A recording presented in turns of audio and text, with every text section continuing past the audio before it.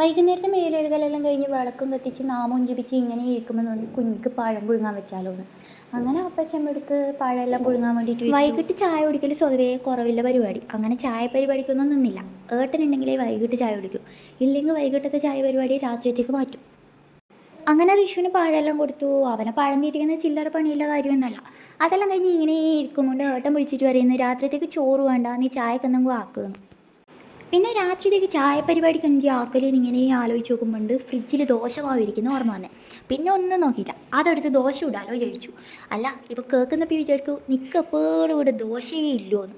അല്ല വിചാരിക്കുന്നതിൽ തെറ്റൊന്നുമില്ല കേട്ടാ, ഇവിടെ മിക്ക ദിവസവും ദോശ.